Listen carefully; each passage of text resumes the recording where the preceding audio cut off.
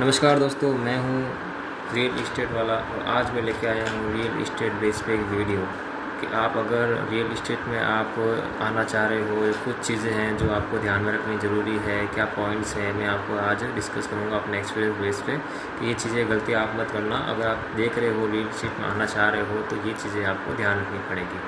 पहले मैं ये कहना चाहूँगा जैसे कि कुछ चीज़ें होती हैं जैसे कि पर्सनल या परसेंटेज बेस पे कोई रियल इस्टेट में आना चाहता है, कोई क्या करता है, बिल्डर के साथ में वर्क करता है। बिल्डर के साथ में वर्क इसलिए करता है क्योंकि जैसे कि मानो कि कोई एक्सपीरियंस बेस पे होता है। जैसे कि मैं तो आपको ये कहना चाहूँगा कि अगर आप रियल इस्टेट में आ रहे हो तो पहले बिल्डर के पास वर्क करो, एक्सपीरियंस लो, क्या चीज़ें होती है, बात करने का तरीका वगैरह, वो आप बिल्डर के साथ अगर करेंगे काम उनके साथ तो आपको ज़्यादा हेल्प मिलेगी।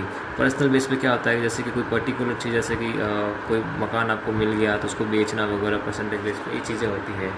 फिर नॉर्मल चीज़ें ये है कि अगर रियल इस्टेट सिर्फ एक घर बेचने वाला काम नहीं है, ये लोगों के सपनों को घर देने का मिशन होता है। जैसे कि और इसमें ये होता है कि 5 साल बाद में आपको उसको कहाँ देखते हो, इस पर भी एक क्वेश्चन बढ़ता है। पहले एक चीज़ होता है कि नॉलेज जैसे कि जिस एरिया में काम कर रहे हैं, तो सबसे पहले टिप्स दे देता हूँ मैं आपको नॉलेज पे। और जैसे कि इस चीज़ आपको नॉलेज होनी चाहिए, जैसे कि जिस एरिया में आप काम कर रहे हैं या उसकी पूरी जानकारी लो। और जैसे स्कूल्स, हॉस्पिटल, रेट, जो एरिया की रेट होती है, फ्यूचर डेवलपमेंट के बारे में आपको पूरी वो जानकारी होनी चाहिए। जैसे कि आप फ्यूचर में आपको क्या क्या उसमें आपको बेनिफिट्स मिल सकते हैं, तो आगे कस्टमर को आपको उसमें आपको और अच्छा विज़न दे सकते हो आप इसमें। और जो ग्राहक को आपसे ज़्यादा जानकारी नहीं चाहिए। जैसे कि कुछ चीज़ें हैं जो उनको पता नहीं है तो आप ही दे सको, तो कस्टमर और ज़्यादा एट्रैक्टिव होता है उसमें, ठीक है। और जिस एरिया को आप सेल कर रहे हैं वहाँ की जानकारी आपको होनी चाहिए, मेरे कहने का मतलब यही था, ठीक है। और अगर आप रियल इस्टेट में आ रहे हो तो आपके अंदर एक पेशेंस होना बहुत ज़रूरी है। पेशेंस इन मीन्स जैसे कि मान लो कि आपने 5 दिन 10 दिन काम किया, 15 दिन काम किया, महीना भर आपको एक अच्छा रिजल्ट नहीं मिल रहा है तो आपको निराश नहीं होना है। उसमें आपको अगर रियल इस्टेट में आ रहे हो तो आपको पेशेंस रखना बहुत ज़रूरी है। और मानो कि जैसे कि आपको एक बिल्डर के साथ काम कर रहे हो तो वहाँ पर आपको अच्छी लीड्स या अच्छे आपको जैसे कभी होता है शुरू में रियल इस्टेट में इंटरेस्ट भी होना बहुत ज़रूरी है। जैसे कि इंटरेस्ट अगर नहीं लेंगे उसमें तो आपको रियल इस्टेट में ज़्यादा मज़ा नहीं आएगा। इसमें ये भी चीज़ें आपको देखनी पड़ेगी। और चौथा पॉइंट है, अगर आप न्यू स्टार्ट कर रहे हो तो ज्वाइन करो न्यू कंपनी, जैसे न्यू प्रोजेक्ट पे आप वर्क करो। जैसे कि मान लो कि वो चीज़ें डेवलपमेंट हो चुकी है तो उस पे आप वर्क मत करो। जैसे कि जो कोई नया कोई प्रोजेक्ट चालू हुआ है, शुरू में कोई डेवलप कर रहा है बिल्डर, तो वहाँ पे आप अपना रियल इस्टेट का अच्छा विज़न देख सकते हो। उसमें आपको और अच्छी नॉलेज मिलेगी, क्योंकि उसमें जीरो से आपको नॉलेज में रहेगा कि क्या क्या चीज़ें होती हैं, क्या क्या चीज़ें फेस करनी पड़ती है बिल्डर को, क्या क्या चीज़ें आपको एक्नॉलेज रहेगा उसमें।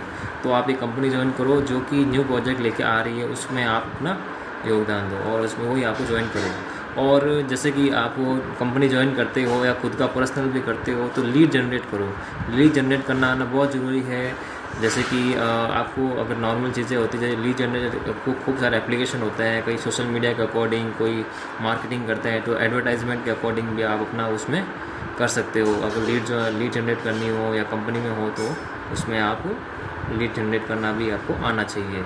इसकी बेस पे ही आपका अच्छा नेटवर्क बनेगा, आपकी सेल्स में आपको हेल्प मिलेगी। अगर लीड जनरेट नहीं होगी तो उसमें आपको सेल्स में कुछ और आपको हेल्प नहीं मिलेगी, क्योंकि लीड पे ही अपना मेन रहता है। लीड होगी तभी आप क्लाइंट आएंगे, क्लाइंट को आप बुला सकोगे, सब कुछ होगा। और एक चीज़ मैं आपको कहता हूँ, अगर लीड आ भी गई तो उसको बुलाना भी एक बहुत बड़ा उसमें एक चीज़ होता है, जिसमें कि मान लो कि आप बात करना वगैरह क्लाइंट वगैरह से बुलाते हैं, वो भी आपको एक स्किल्स होती है, वो स्किल्स आपके अंदर आनी चाहिए, ठीक है। और नेटवर्क बनाओ रियल इस्टेट में। मान लो कि अगर आपके पास एक मकान आ गया है तो उसका मतलब ये नहीं है कि आप अकेले आप उसको कर दोगे। अगर आपके पास एक अच्छा सा एक नेटवर्क होगा तो सबको पता होगा कि जैसे इस पर्सन के पास ये मकान आया, तो सबके पास एक तो दिमाग में रहेगा कि हाँ ये मकान आया हुआ है। तो बाकी जब नेटवर्क होंगे तो उसके अकॉर्डिंग आपको चीज़ें की हेल्प मिलेगी। जी, एक नेटवर्क बहुत ज़रूरी है आज के टाइम में। अगर कोई मकान आता है तो उसमें नेटवर्क में आना बहुत ज़रूरी है। और जब तक नेटवर्क नहीं बनाओगे तो आपको नॉलेज में नहीं रहेगा कि कौन से एरिया में क्या चीज़ आपको, ये जिसमें क्या है कि ये तो ये नेटवर्क वाला जो पोर्शन होता है, ये उनके लिए है जो परसेंटेज बेस पे आपके काम करते हैं। ये नेटवर्क उनके लिए है जो परसेंटेज बेस पे काम करते हैं, खुद का पर्सनल करते हैं, उनके बेस पे ये नेटवर्क वाला होता है। कंपनी में होंगे तो कंपनी में तो ऑटोमेटिक आपके लीड्स के अकॉर्डिंग आपको मिल जाती है, लीड्स बन सकती है, वो अलग पोर्शन होता है। ठीक है, अगर मान लो कि 7.8 है, अगर स्टार्टिंग में समझ में नहीं आ रहा है, जैसे 1 मंथ में आपको रिजल्ट नहीं आ रहा है, तो इस पर भी आपको वेट करना बहुत ज़रूरी है। ऐसा नहीं कि शुरू में आपने ज्वाइन करी तो स्टार्टिंग में ही आपसे सेल्स होना जरूरी है। सेल्स हो भी जाएगी, आप सोचेंगे कभी हो भी सकती है, कभी नहीं भी हो सकती है, तो उसमें निराश नहीं होना। लगभग 1 मंथ, 2 मंथ, 3 मंथ, अच्छा अगर आप उसमें 100% दोगे तो उसमें रिजल्ट आएगा ही आएगा। रिज़ल्ट तो आना ही है। अगर इसमें अच्छा आप 100% दे रहे हो तो उसमें रिज़ल्ट आपको मिलेगा ही मिलेगा। ये एक होता है, कोई सोचता है कि या क्या है कि कुछ नहीं करना है, जैसे कि प्लॉट दिखाना ही तो है और नेटवर्क करना है तो वो हर कोई कर सकता है। इसमें ऐसा नहीं है। जब तक आप उसमें 100% रिजल्ट नहीं दोगे, जब तक आपको 100% रिजल्ट नहीं मिलेगा। आपको पेशेंस रखना बहुत ज़रूरी है।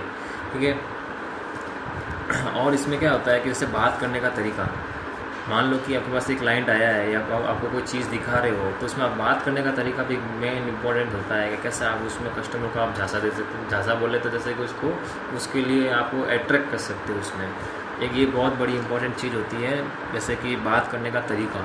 अगर कस्टमर से बात कर रहे हो तो ज़्यादा हाइपर नहीं होना, जैसे कि हाइपर हो जाते हैं, ऐसे एकदम तरीके से बात करना होता है उनसे। मेन इंपॉर्टेंट चीज़ होती है बात करना, और रियल एस्टेट का मेन इंपॉर्टेंट चीज़ ही होती है बात करना। बात नहीं करोगे अच्छे से तो क्लाइंट आपसे अट्रैक्ट होंगे तभी वो उसमें वो इंटरेस्ट लेगा।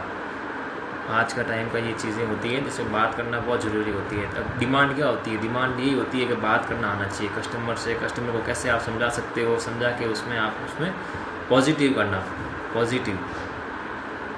करना, ये मोस्ट इम्पॉर्टेंट चीज़ होती है। कस्टमर को समझाना, कस्टमर को बात करने का तरीका क्या, उसकी रिक्वायरमेंट है उसमें, और सही